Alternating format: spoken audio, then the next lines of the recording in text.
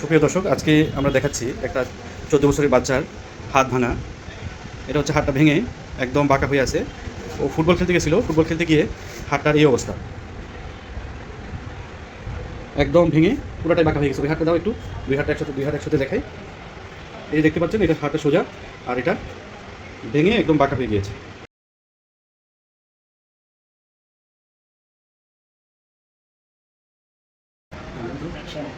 শ্যাম এখন বসাবো হাতটা, আস্তে আস্তে করে বসতেছে, হাত সোজা হচ্ছে।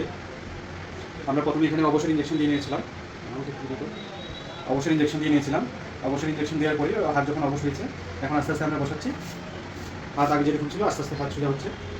আশা করি পুরোটাই সোজা হয়ে যাবে সময়ের সাথে সাথে। একটু বাঁকা করে দেখাও, আগে যেরকম ছিল তার থেকে অনেক সোজা হয়ে গেছে। ঠিক আছে, ঠিক আছে। এখন দেখতে পাচ্ছেন হাতটা পুরোটাই সোজা করে দিচ্ছি আমরা টেনে। ওকে, একটু ঘুরাও তো, হাতটা ঘুরাও ঘুরাও। বাবা একটু আঙ্গুল নাড়াও, তুমি ছেড়ে দাও তো, একটু আঙ্গুল নাড়াও, বাজ করে সোজা করো, বাজ করে সোজা করো। ওকে, ঠিক আছে। এখন আমরা এটা প্লাস্টার করে দেবো।